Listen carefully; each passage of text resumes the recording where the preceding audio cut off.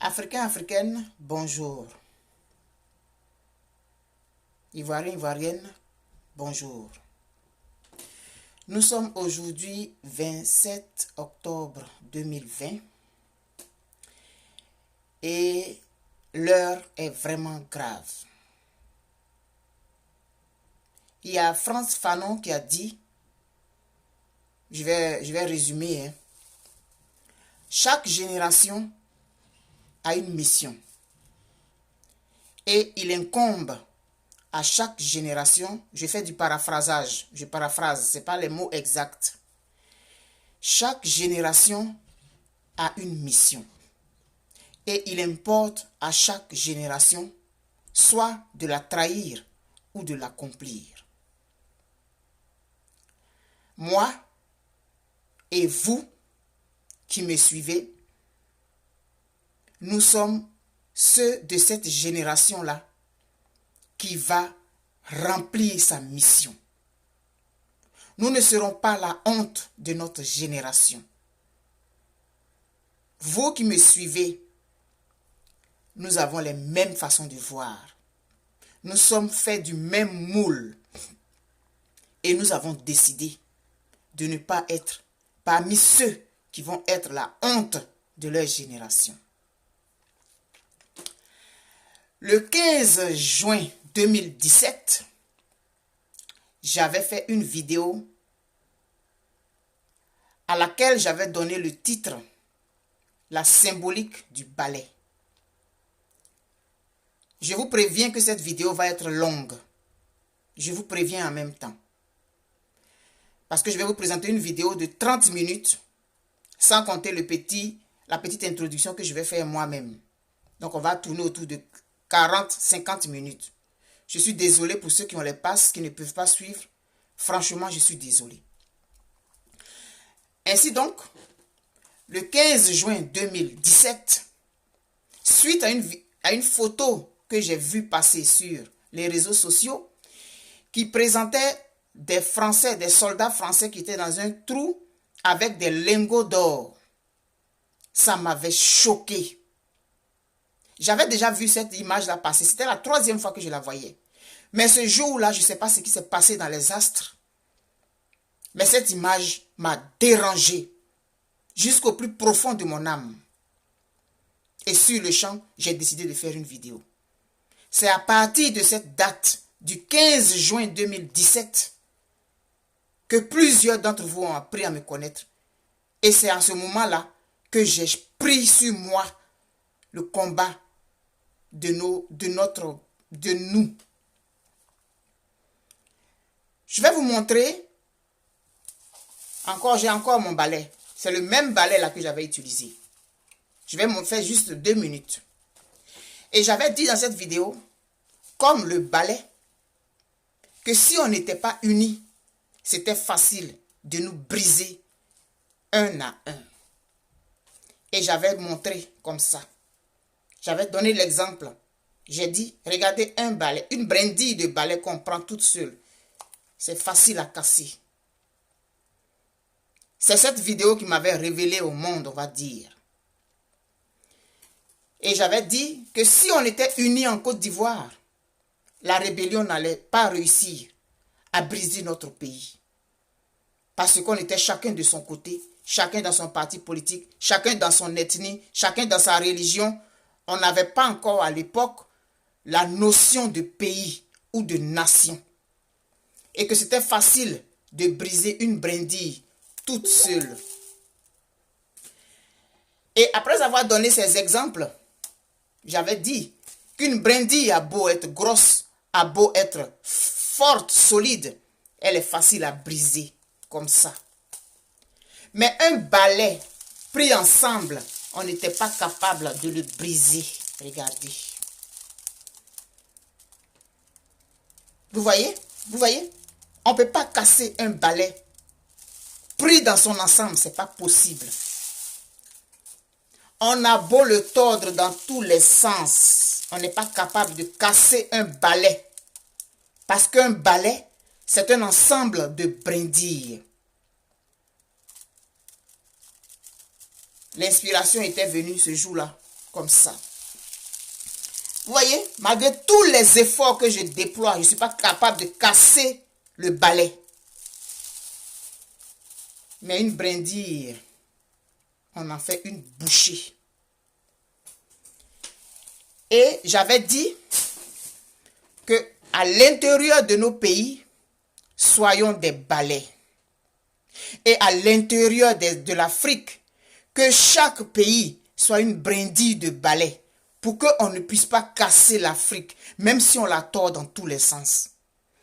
Et au niveau de nos pays, soyons des balais pour que, au niveau du pays, ce soit difficile de briser le balai. Mais souvent, on est trop en avance. Malheureusement, plusieurs parmi nous ont été en avance. On les a tués. Mais chaque chose arrive en son temps. Aujourd'hui, à l'ère des réseaux sociaux, on ne peut plus faire comme on a fait avant. Et aujourd'hui, il faut que toi, Ivoirien, tu comprennes que tu as un pays à protéger et à préserver. Toi, Africain, il faut que tu comprennes que tu as ton continent, la terre de tes ancêtres à préserver. Souvent, les gens ne comprennent pas. Quand je dis que je suis ivoirienne, les gens ne comprennent pas. Vous voyez, mais tu dis que tu es ivoirienne, tu dis que tu es chose. Non. Si on décide de se mettre ensemble en tant que panafricains, il y a un minimum de règles que nous devons faire pour que on soit dans un cadre formel. Mais l'affaire où un Burkinabé peut venir en Côte d'Ivoire foutre le bordel sous prétexte que c'est le panafricanisme, je dis non, je m'inscris en faux dedans. J'ai beau être panafricaine, quand je vais au Mali, quand je vais au Burkina Faso, quand je vais au Congo, quand je vais au Botswana, je dois respecter les règles de ce pays. Les États-Unis, c'est 51 États. Mais tu ne peux pas quitter dans un État, dans l'Ohio, et puis aller foutre le bordel, je ne sais pas moi, je ne connais pas le truc, il ne faut pas que je raconte n'importe quoi. Aller au Texas foutre le bordel. Non, la police va te faire savoir tout de suite que tu viens d'ailleurs. Et sur leurs véhicules, leurs adresses, on sait d'où vient ce véhicule, on sait d'où vient cette adresse. Pourtant, c'est un pays composé de différents États, mais ils ont établi des règles et ils les respectent. Tant que nous ne voudrons pas respecter des règles, tant que nous ne voudrons pas mettre un cadre formel sur la table et que nous appelions nos populations à les respecter, on va finir toujours dans le bordélisme. Et plusieurs personnes vont vouloir profiter de ce bordel-là pour instaurer le bordel.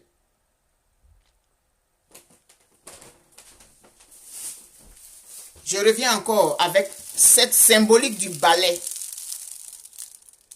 Tant que nous serons unis, tant que nous allons nous respecter les uns les autres, ces Occidentaux ne pourront jamais foutre le bordel chez nous.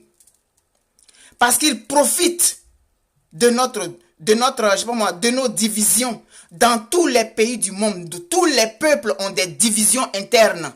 C'est pas la première, l'Afrique n'est pas le premier. Mais toujours, ils se sont servis des divisions. Ils ont fait la même chose ici au Canada. Quand ils sont venus, ils ont su que les autochtones avaient des divisions internes.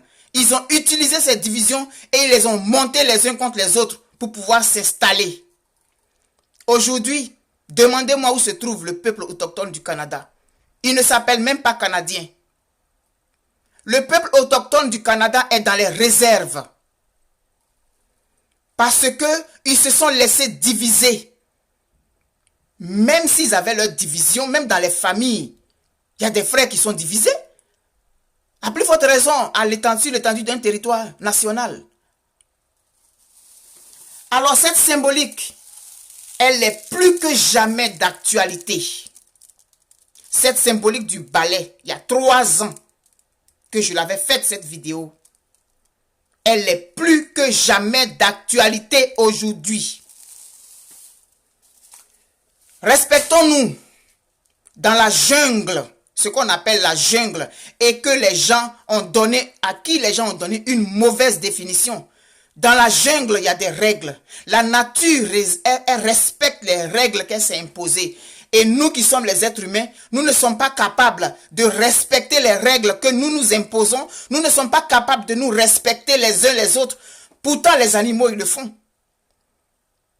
Le lion, il mange la gazelle, c'est vrai. Il faut bien qu'il se nourrisse. Mais le lion ne tue pas la gazelle pour le plaisir de la tuer. Trêve de bavardage, je vais vous présenter une vidéo de Kémy Séba. La vidéo est du 30 minutes. Et je vous ai dit que cette vidéo, ça va être long, je vous ai prévenu, frères et sœurs. Mais l'heure est grave. Africains, c'est le moment d'appliquer la symbolique du balai. Ça ne va pas au Mali. Il faut que l'Ivoirien se sente concerné. Quand ça ne va pas en Guinée, il faut que l'Ivoirien se sente concerné. Quand ça ne va pas en Côte d'Ivoire, que le Guinéen se sente concerné. Mais que le Guinéen ne vienne pas dire que l'Ivoirien est xénophobe. Que le Burkinabé ne vienne pas dire que l'Ivoirien est xénophobe. Mais qu'il se sente concerné parce que nous sommes tous embarqués dans la même galère. Nous n'évoluons pas, nous n'avançons pas, nous sommes le continent le plus pauvre et pourtant notre sous-sol est le plus riche du monde. Il est temps qu'on se réveille et qu'on prenne conscience des potentialités que nous avons. Mais notre potentialité, elle va être exprimée de façon exponentielle lorsque nous serons unis. Quand le Guinéen va respecter le Burkinabé, quand l'Ivoirien va respecter le Sénégalais, quand le Béninois va respecter le Ghanéen, quand le Camerounais va respecter le Rwandais. C'est seulement en ce moment-là que nous allons réussir à nous en sortir. Je vais donc vous présenter la vidéo, elle dure 30 minutes. Une vidéo cruciale. Parce que nous sommes arrivés à un tournant très très important de l'histoire de notre pays et de notre continent. C'est notre mission. Notre mission, nous devons l'accomplir et non la trahir. Moi, personnellement, je ne ferai jamais partie de ceux qui vont trahir leur mission. Et Kémy Séba non plus ne fera pas partie de ceux qui vont trahir leur mission. Prends conscience que le balai, c'est une image très forte. Mais il faut que tu prennes conscience que cette image-là est celle qui a toujours prévalu dans notre histoire. Les gens ont toujours divisé et on s'est laissé diviser parce qu'on avait des calculs mesquins, mais on n'a pas pensé à nos descendants. Moi, je pense à mes descendants. Toi, je sais que tu penses à tes descendants. Donc, avant que je vous présente la vidéo, non au troisième mandat d'Alassane Ouattara, non aux despotes, non aux démagogues, non aux valets de la France. C'est terminé. Bonne journée à vous. Hein? Mais quand je vais finir, je vais venir vous dire un petit mot encore.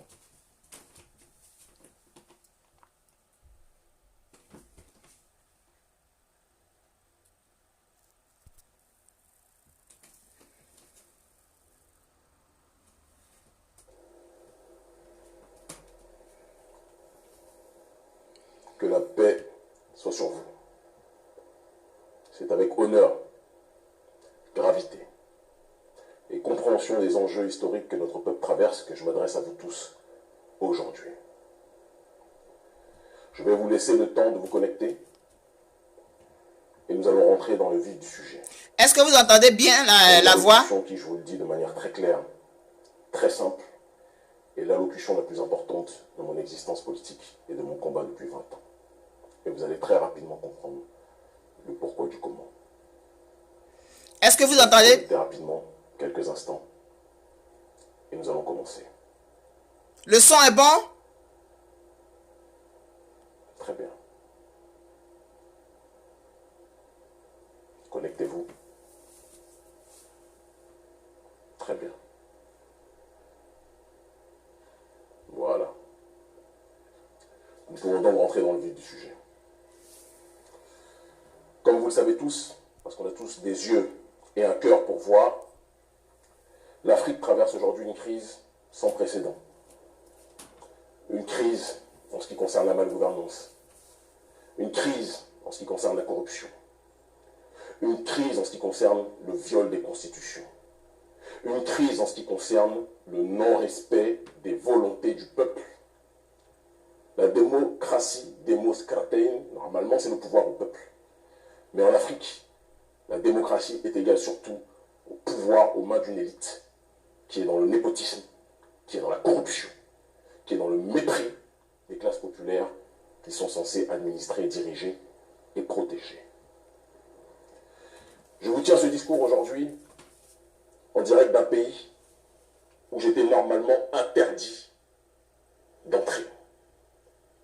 Un pays qui, dès lors que je vais vous donner la localisation, va donner l'ordre à la DST, à la Direction de surveillance du territoire, de me chercher, de m'arrêter, peut-être même de m'incarcérer, peut-être de m'expulser, ou peut-être même avec leur milice, de me faire du mal, comme ils l'ont fait depuis très longtemps un certain nombre de gens dans ce pays.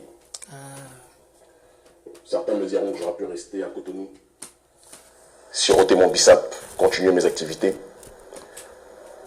ou très bien que j'aurais pu même me balader dans d'autres endroits du monde, en sérénité. Mais je ne peux pas être loin de là où notre peuple souffre, à l'heure actuelle. Ce pays, j'ai passé 19 heures de route, en voiture, en arpentant les chemins clandestins, en moto, en pirogue, en marchant plus d'1 heure dans la boue, pour essayer d'éviter les douanes et les postes de surveillance aux frontières, qui, si elles avaient vu mon papier, si elles m'avaient vu, m'auraient interdit d'entrer. J'ai traversé le Togo, pays où je suis interdit de rentrer par Fort Gnassingbé et Adema qui me considèrent comme une menace à l'ordre public, alors que je ne suis pas quelqu'un qui prône la violence. J'ai traversé ce pays. J'ai traversé le Ghana. Et j'ai traversé la frontière Ghana-Côte d'Ivoire. Et me voici aujourd'hui en Côte d'Ivoire. À une heure où beaucoup fuient la Côte d'Ivoire de peur d'une guerre civile, j'ai décidé de venir. J'ai décidé de venir parce que la Côte d'Ivoire est la capitale du néocolonialisme français aujourd'hui. Et que tant que la Côte d'Ivoire sera dirigée par Alassane Dramane Ouattara, l'Afrique sera toujours, du moins l'Afrique de la zone dite franc, sera toujours dans la dimension de la néocolonisation. Alassane Ouattara est le président de la Côte d'Ivoire, mais il est aussi l'homme qui donne l'heure, qui donne le tempo pour les pays de l'UEMOA. Si Ouattara dit chute, tous les autres pays diront chute. Si Ouattara dit on se soumet à la France, tous les autres pays diront on se soumet à la France. Et donc l'élection présidentielle pour laquelle Alassane Ouattara est en train de frauduleusement concourir, puisqu'il a violé la Constitution, normalement il avait droit à 2 mandats, il a violé la Constitution pour en faire un 3e, il a empêché Laurent Gbagbo, il a empêché Blé Goudé, il a empêché Soro de concourir, il a truqué les élections. Ouattara veut se représenter parce qu'il sait très bien que sans sa présence, la France-Afrique risque d'être en difficulté. Et c'est la raison pour laquelle les hypocrites du gouvernement français, dirigé par M. Emmanuel Macron, n'ont rien dit contre Alassane Ouattara lorsque celui-ci voulait se présenter, mais dans le même temps, ont eu le culot, tout comme la CEDEAO, tout comme le gang de la CEDEAO, parce que c'est devenu un gang politique aujourd'hui, d'accord, de condamner la manifestation populaire au Mali qui voulait simplement le départ d'Ibeka. Qu'est-ce que l'on doit retenir par rapport à cette situation? Que lorsque le peuple s'exprime, la CEDEAO et le gouvernement français s'opposent. Parce que les intérêts du peuple africain, ce n'est pas les intérêts ni de la CEDEAO, ni de l'oligarchie française. Mais lorsque le symbole de la corruption, le symbole de la violence, le symbole de l'hystérisation ethnique dans le pays prend le pouvoir, ou du moins capture le pouvoir et décide de se représenter alors qu'il n'en a pas le droit, le gang de la CEDEAO se tait et le gouvernement français se tait. Et vous voulez qu'on fasse confiance à ces institutions. Vous voulez sincèrement qu'on soit dans une démarche de se laisser guider par des élites qui sont complètement délégitimées par rapport au peuple. Ce n'est pas notre démarche. Alors j'ai décidé de prendre mes responsabilités. Je sais que lorsque je me ferai attraper par la DST, je serai sans doute arrêté, molesté ou expulsé. Partagez. Mais je suis venu en Côte d'Ivoire pour parasiter le processus électoral du candidat de la France-Afrique, Alassane Dramane Ouattara. Je ne partirai pas de ce pays tant que Ouattara maintiendra cette élection. Il est important de préciser, pour éviter toute chasse à l'homme qui sera effectuée contre des innocents, je suis venu de mon propre chef. Aucun membre de mon organisation, je le précise, aucun membre de l'ONG Urgence panafricaniste n'était au courant de ma venue. Et au moment où je vous parle, personne ne sait où je suis. De la même façon, j'insiste, aucun membre de l'opposition, je dis bien aucun membre de l'opposition, n'a contribué à me faire venir, d'accord, et n'est au courant de ma présence aujourd'hui. Parce que je sais que Ouattara n'attend que ça pour dire que vous voyez, vous avez fait venir ce terroriste politique, terroriste non violent, c'est quand même important de le préciser, parce que je ne prône pas la violence. La désobéissance civile n'est pas la violence, qu'on soit très clair dessus. C'est comme ça que vous avez eu le camp Gbagbo, vous l'avez amené à la CPI, parce qu'ils se sont laissés avoir par vous qui êtes les plus grands violents d'Afrique aujourd'hui. Des mercenaires, des meurtriers. D'accord ? Mais le simple fait que les autres se soient défendus, vous les avez présentés comme les violents, vous avez été protégés. Moi, je le dis clairement, je prône la non-violence. Mais la non-violence n'empêche pas l'intelligence. Et vous ne pouvez pas confisquer la voix du peuple sans que le peuple ne réagisse. Alassane Dramane Ouattara, depuis qu'il a été nommé ministre d'Houphouët-Boigny, premier ministre d'Houphouët-Boigny, a livré la Côte d'Ivoire encore plus aux Français. Et Dieu sait qu'Houphouët, déjà, était un grand ami de la France, était un champion de la France-Afrique. Mais Alassane Ouattara, lorsqu'il a émergé, il a amené la France-Afrique à un autre niveau. Il a confié le plus de marchés possible à Bouygues. Il a confié le plus de marchés possible, et c'est important de le préciser, à Bolloré. Il a confié le plus de marchés possible aux entreprises françaises et occidentales pour que la Côte d'Ivoire soit le pilier du néocolonialisme occidental et français en Afrique. Il a contribué comme personne ne l'avait fait avant lui, je dis bien personne avant lui, à ramener le degré de soumission des élites africaines à un autre niveau. Aujourd'hui, je pense qu'en termes de soumission à l'impérialisme occidental et français, personne ne dépasse l'Afrique francophone. Personne. Et Alassane Dramane Ouattara est responsable de cette réalité-là. Et vous pensez que nous pouvons rester là sans rien faire, sans rien dire, sans réagir? J'ai quitté ma famille, mes enfants en larmes, parce qu'ils savaient tous qu'en venant ici, je me mettais en danger. Mais je ne peux pas rester et voir notre peuple se faire marcher dessus, se faire voler, se faire violer, sans réagir. Ce n'est pas possible. Et donc, par conséquent, j'appelle toute la jeunesse qui se sent concernée par le viol de la constitution d'Alassane Dramane Ouattara à se tenir prêt pour se mobiliser cette semaine. Si je dis le jour, et si je dis l'heure, et si je dis le lieu, l'armée va venir, elle va emmener ses milices que l'on appelle les microbes. C'est important aussi puisque le grand public nous suit. Les microbes, qu'est-ce que c'est? C'est une milice de jeunes africains, ce sont mes frères, mais qui sont instrumentalisés par Alassane Dramane Ouattara. Alassane Dramane Ouattara a fait croire qu'il était le champion de la cause de ceux qui sont exclus en Côte d'Ivoire. Alassane Dramane Ouattara a fait croire qu'il était le champion et le défenseur des Sénoufos, d'autres personnes, d'autres groupes ethniques. Non, il est le défenseur de personne. Les Sénoufos sont un peuple digne, très digne, et Ouattara ne les représente pas. Je ne suis pas venu ici pour mener un combat contre des Sénoufos, ou contre les lobbies, ou contre les malinqués. Ce sont mes frères. Je suis un panafricaniste. Ce n'est pas que vous soyez Aoré, que vous soyez Bété, que vous soyez lobby, que vous soyez malinqué, etc., ou Sénoufo, ce n'est pas mon problème. Nous sommes tous africains. Notre seul problème, c'est le néocolonialisme français qui a décidé de coopter Alassane Dramane Ouattara pour maintenir sa domination sur nos terres. Et donc l'élection à laquelle Alassane Ouattara veut forcer des digues pour se présenter, cette élection est une élection viciée et qui n'est pas une élection qui concerne uniquement les Ivoiro-Ivoiriens. Ça concerne l'Afrique dans sa globalité. En tant que citoyen de la CEDEAO, j'ai le droit de venir. J'avais été interdit de rester l'année dernière au motif que j'étais, selon le président Dramane Ouattara, une menace grave à l'ordre public parce que je voulais organiser une mobilisation non violente, pacifique, j'insiste beaucoup dessus, contre le néocolonialisme, contre la France-Afrique et contre le franc CFA. Alassane Ouattara, voyant ça, a paniqué. et m'a expulsé. Mais je suis de retour aujourd'hui.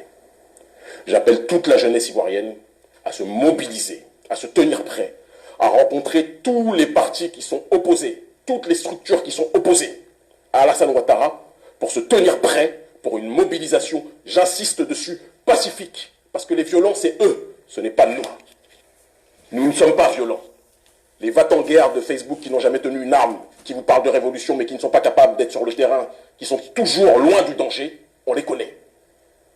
Qui viennent quand tout est facile, quand les dictateurs sont partis parader, on les connaît. Moi, je ne veux pas que les nôtres perdent la vie bêtement.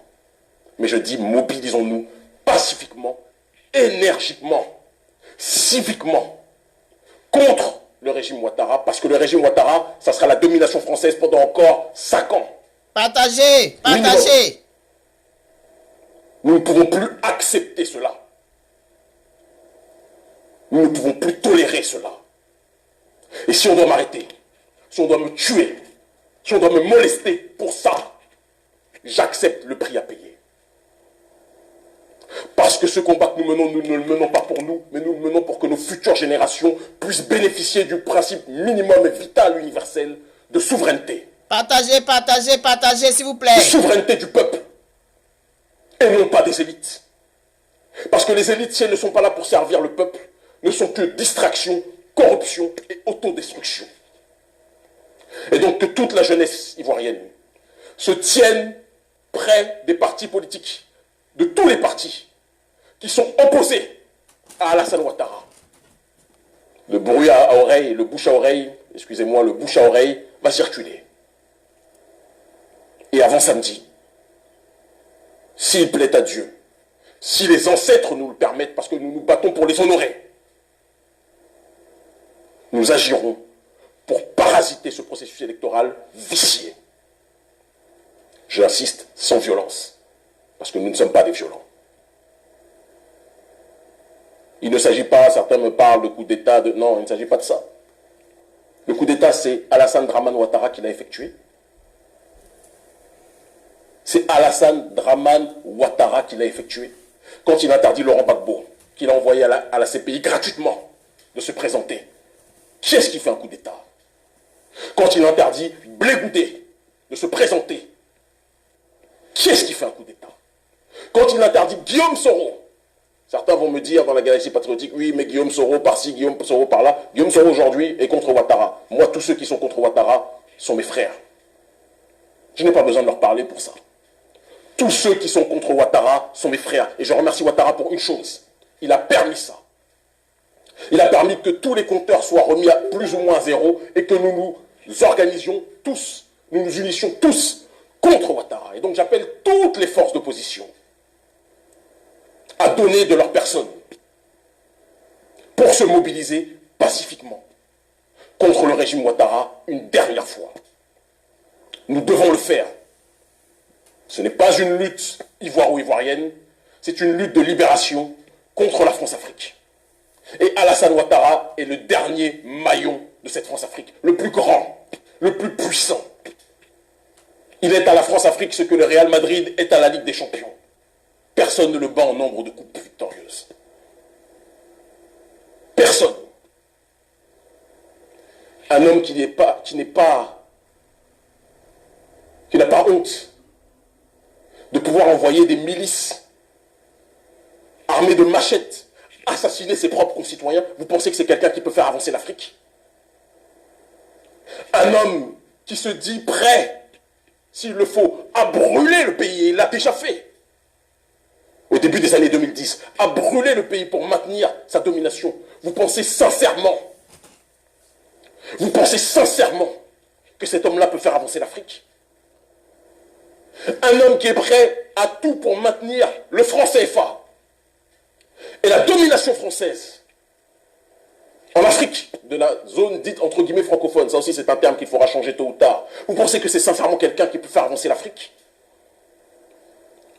Reprenons-nous. Jeunesse africaine. Pendant trop longtemps, on s'est contenté de subir. Pendant trop longtemps, on s'est contenté de se taire. Les coups, je les prends depuis des années. Je me dis toujours, et je le dis toujours publiquement, je n'ai pas peur des menaces, je n'ai pas peur des risques. Je suis en sursis, parce que la mort nous touchera tous. Mais je veux vivre en me battant, comme je le fais depuis 20 ans, et non pas vivre en mourant. Je ne veux pas vivre en acceptant la mort que le néocolonialisme et que nos élites corrompues endogènes ont décidé de nous imposer. La France-Afrique n'est pas morte. La France-Afrique est plus que jamais vivante. La France-Afrique, c'est ce qui permet à ce que Alassane Dramane Ouattara ait pu avoir le courage, le toupet, d'accueillir l'assassin de Thomas Isidore Sankara. La France-Afrique, c'est le maintien de toutes les multinationales et de toutes les entreprises françaises sur nos sols, qui empêchent un développement économique serein, sans assistance respiratoire. La France-Afrique, c'est le maintien des bases militaires avec tous les affiliés d'Alassane Ouattara dans nos pays, en Afrique dite francophone. Dite francophone.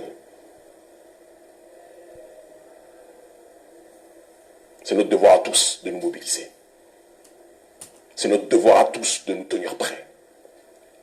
Si je dis l'heure et la date, les militaires risquent de nous devancer et risquent de court-circuiter toute mobilisation.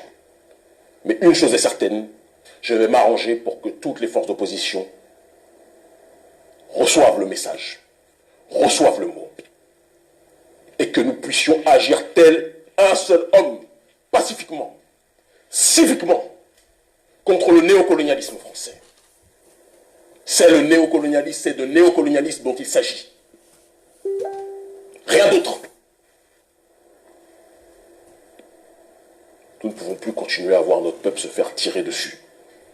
Nous ne pouvons plus continuer à voir notre peuple se faire spolier. Nous ne pouvons plus continuer à voir notre peuple se faire assassiner. La malgouvernance est le premier pilier du néocolonialisme.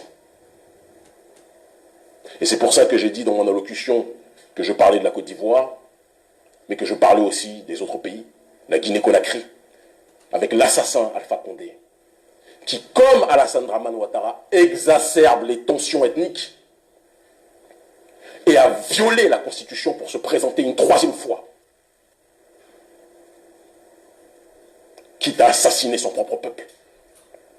Quelqu'un qui s'est présenté comme un chevalier de la voix du peuple. Partagez, s'il vous plaît. Et c'est pour ça que j'ai décidé, moi, à titre personnel, de me tenir pour l'instant éloigné de ces voies électorales. Parce qu'en Afrique, les gens ne rentrent pas en politique pour servir le peuple, mais pour se servir sur le dos du peuple. Moi, je suis là pour servir le peuple. Quitte à risquer ma vie pour ce peuple. Permettez aux autres d'en profiter, s'il vous plaît. C'est notre seule mission. Alpha Condé a volé les élections. Et j'appelle là aussi les Guinéens, la jeunesse guinéenne, à se mobiliser pacifiquement, mais à redoubler d'intensité et à redoubler d'efforts pour s'opposer au viol de la Constitution et au vol des élections. Nous ne pouvons plus accepter de vivre dans ces conditions, avec des présidents milliardaires qui deviennent milliardaires quand ils deviennent présidents, bien évidemment, mais qui astreignent leur peuple à la résidence de l'excessive pauvreté. J'étais un identitaire noir lorsque je vivais en Europe. La vie m'a transformé en militant d'extrême gauche en Afrique, parce que personne ne peut, je dis bien personne, ne peut vivre dans ces conditions et voir la majorité du peuple vivre en dessous du seuil de pauvreté. Personne ne peut vivre sereinement en voyant cela. Ce n'est pas possible. Jeunesse de Guinée, mobilisez-vous, intensifiez vos mobilisations. Tout comme en Côte d'Ivoire, je vous demande de vous tenir prêts. Le mot d'ordre sera d'ici peu de temps lancé. Nous avons peu de jours. Mais tenez-vous mobilisés. Tenez-vous mobilisés. On pourrait rajouter à la Guinée, à la Côte d'Ivoire, sur laquelle je reviendrai bien évidemment à la fin, puisque c'est l'élément principal de ma venue, puisque je suis en Côte d'Ivoire au moment où je vous parle, pour accompagner la mobilisation pacifique, citoyenne, contre le néocolonialisme français, illustré et matérialisé par Alassane Dramane Ouattara. Il est important de parler aussi du Cameroun, parce que tout est lié.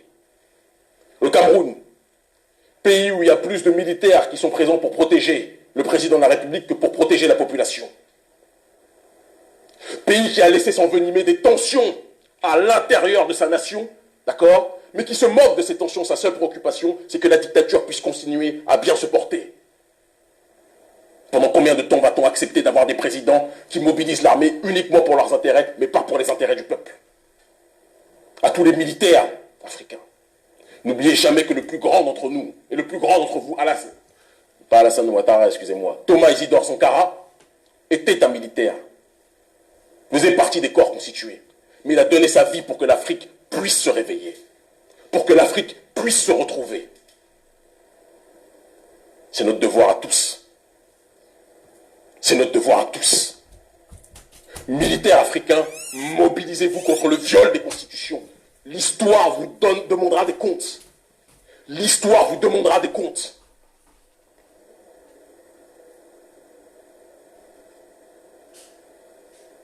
Voir au Cameroun des enfants se faire assassiner à cause d'une malgouvernance qui est putréfiée, qui est insérée, qui est présente depuis trop longtemps. Ça ne peut plus durer. Nous sommes fatigués de voir les larmes couler. Nous sommes fatigués de voir les larmes couler. Nous voulons que ce massacre, que ces drames dans nos pays cessent. Et si on doit perdre la vie pour cela, je l'ai dit dans mon dernier livre, L'Afrique libre ou la mort en Afrique n'est qu'une étape. Et je veux mourir en me battant pour mon peuple et non pas vivre en mourant. Je pourrais élargir aussi à la question du Bénin, mon pays qui avance beaucoup sur le développement, il y a beaucoup de choses qui se font, il faut le reconnaître. Mais qui sur le terrain de la démocratie est en train de mourir. Parce que toute voix dissidente est assassinée médiatiquement, assassinée judiciairement, pourchassée, persécutée, censurée. Patrice Talon, vous êtes mon président. Vous êtes meilleur que bon nombre d'hommes politiques au Bénin. C'est une réalité, il faut le dire. Mais vous ne ferez pas avancer le Bénin en tuant la démocratie. Le développement sans la démocratie n'est que forfaiture. Je sais que quand je l'ai dit, en disant ça, à mon retour du Bénin, vous aussi, vous allez me mettre en garde à vue. Faites ce que vous avez à faire. Le peuple voit. Le peuple voit. La jeunesse africaine doit prendre ses responsabilités. La jeunesse africaine doit prendre son courage.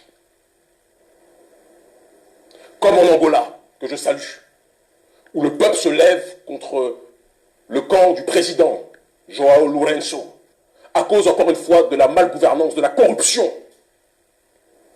Le problème prioritaire du continent africain, la corruption, la malgouvernance. Vous êtes élu pour protéger le peuple, mais dès que vous arrivez au pouvoir, quand vous êtes vraiment élu, ça mérite réflexion, vous vous servez de ce pouvoir sur le dos du peuple. Ça ne peut plus durer. Et je conclurai sur le Nigeria avant de revenir sur la Côte d'Ivoire. Le Nigeria, une grosse mobilisation se fait.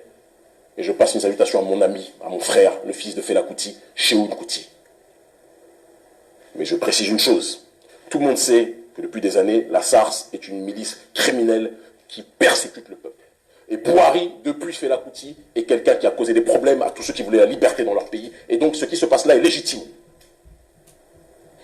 Mais, attention à ce que cette révolte ne soit pas transformée en une insurrection instrumentalisée par ceux qui veulent déstabiliser le Nigeria au moment où celui-ci s'oppose, j'insiste dessus, où celui-ci s'oppose à la monnaie franc CFA éco voulue par Emmanuel Macron. Attention, au moment où le Nigeria est en train de devenir une grande puissance, attention à ce que cette révolte ne soit pas instrumentalisée. Mais je soutiens évidemment ad vitam aeternam mon peuple qui se bat au Nigeria aussi. Revenons maintenant par exemple, et de manière très concrète en Côte d'Ivoire.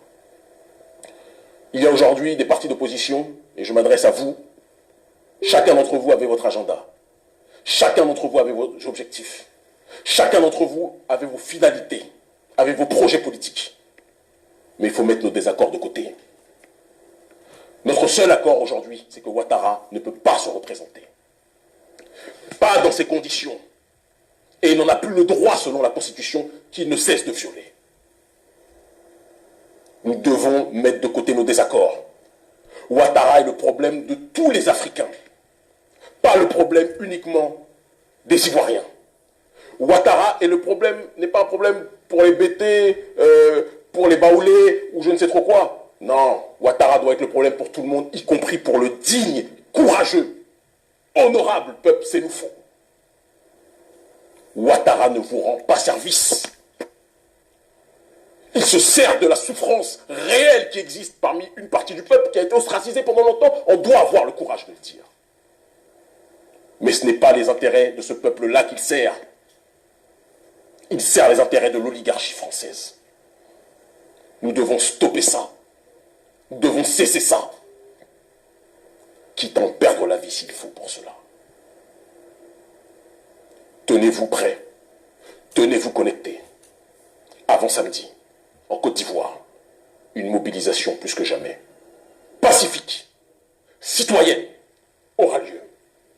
Et s'ils doivent nous attaquer, que le monde entier sache, vous êtes tous témoins, vous êtes très nombreux à suivre ce direct, que le monde entier sache que les responsables, les violents, c'est le gouvernement Ouattara.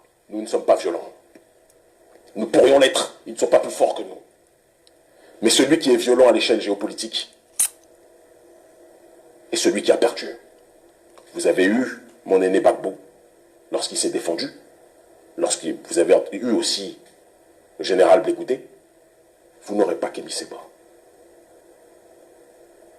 Dans notre ontologie, la violence, c'est l'intelligence. Dans notre ontologie, la résistance, c'est l'élévation de la pensée. Je n'appelle pas à la mobilisation pour que nos fils meurent. Si je dois mourir, je mourrai, je prends mes responsabilités. Venez pacifiquement. Mobilisez-vous pacifiquement. Et empêchons Ouattara de tenir cette élection. Et quand bien même il tiendrait cette élection, faisons en sorte de parasiter ce processus électoral jusqu'à ce que Ouattara reconnaisse qu'il ne peut pas agir de cette façon. Je m'adresse enfin à Ahmed Bakayoko, Premier ministre ivoirien, homme extraordinaire du milieu de la nuit, un homme brillant pour la nuit.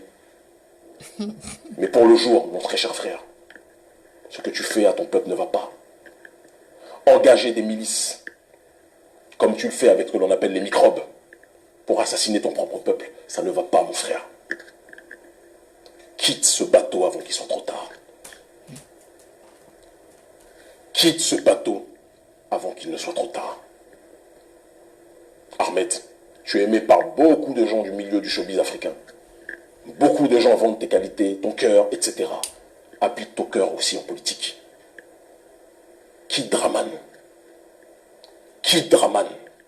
Et rejoins tous ceux qui sont opposés à ce dernier. Parce qu'Alassane Ouattara va être dans les poubelles de l'histoire, mon frère. Il l'est déjà. Quitte Draman, mon frère.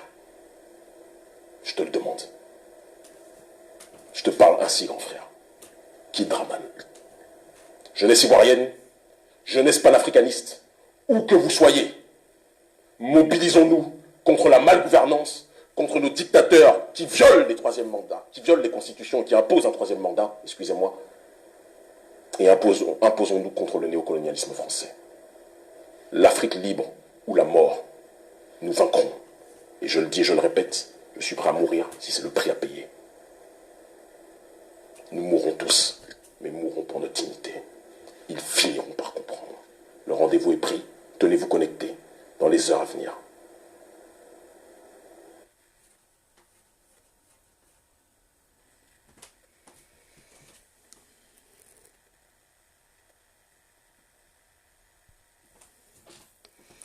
Bon, il n'y a pas de commentaires supplémentaires à faire. Hein. Nous avons un problème. Nous avons mis le doigt dessus. Nous l'avons diagnostiqué. C'est à nous maintenant de prendre nos responsabilités et de le traiter. On sait que c'est la France qui tire les ficelles, qui utilise des marionnettes. L'un de nos problèmes auxquels nous devrons faire face, l'instruction. Ils ont toujours laissé une grande partie de la population sans instruction pour pouvoir la manipuler. Alors, je vous laisse C'est déjà assez long. Gros bisous à vous. Je vais mettre le direct sur ma chaîne YouTube. Et après, on va faire les partages du lien sur, de YouTube là. Comme ça, les gens pourront partager ça dans les WhatsApp. Mais il faut que ça aille le plus loin possible. La Côte d'Ivoire a toujours été le poumon de la zone ouest africaine. Ce n'est pas par fierté ou bien par orgueil que je le dis. Mais sa situation géographique a été le précaré de la France. Alors si, en Côte d'Ivoire, ça se règle, c'est sûr que ça va donner l'exemple aux autres pays. Mais nous devons tous, toujours, et ne pas oublier que si nous ne devenons pas un balai, on va réussir à nous briser un à un. Et c'est ce que les gens ont toujours fait. Voilà pourquoi jusqu'à aujourd'hui, l'Afrique est là où elle est. L'Afrique est là où elle est parce que chacun est allé de son côté. Mais je répète, le panafricanisme dans l'informel, ça ne va pas faire évoluer l'Afrique. Le panafricanisme doit se faire avec des règles, avec un cadre bien déterminé, que chaque État respecte le pays que nous allons créer. Alors, si nous ne sommes pas un balai, on va réussir à nous briser toujours individuellement comme ça. Si nous ne sommes pas un balai, on va nous briser comme ça tout le temps, individuellement. Mais si nous devenons un balai, on ne réussira jamais à nous briser. On va nous faire plier, mais on ne réussira pas à nous briser. J'avais fait cette vidéo-là le 15 juin 2017, où j'avais parlé de la symbolique du balai. À l'intérieur de nos pays, soyons des balais. Et au niveau de l'Afrique, soyons un balai. Quand ça ne va pas au Burkina Faso, que l'Ivoirien se sente concerné, que le Béninois se sente concerné, que le Ghanéen se sente concerné. Alassane Dramane Ouattara a réussi à diviser ce pays en utilisant les gens du Nord parce qu'au niveau de l'instruction, le niveau est plus bas qu'ailleurs. Notre défi, ça va être l'instruction. Je vous souhaite une très bonne journée. Ça partira de la Côte d'Ivoire. Et oui, ça partira de la Côte d'Ivoire. Je vous aime très fort. On se dit à bientôt. Bye bye. Non au troisième mandat. Alassane Ouattara doit dégager. Et tous ceux qui sont avec lui, on vous a prévenu à travers des vidéos. Sortez du milieu d'eux. Quittez Alassane Dramane Ouattara, sinon vous allez rester aussi dans la poubelle de l'histoire. Ahmed Bakayoko, je t'ai fait une vidéo. Kakabe, je t'ai fait une vidéo. Madame Marietou Kone, je vous ai fait une vidéo, maman. Vous qui allez rester avec Alassane Dramane Ouattara à cause de vos calculs pécuniaires, vous allez rentrer dans l'histoire, dans la poubelle de notre histoire commune, dans la poubelle de l'histoire ivoirienne, mais aussi dans la poubelle de l'histoire africaine. Non, je ne serai pas la honte de ma génération. Et toi aussi, je ne voudrais pas que tu sois la honte de ta génération. Alassane Ouattara dégage et il dégagera. Merci. Je vous aime très fort. À bientôt.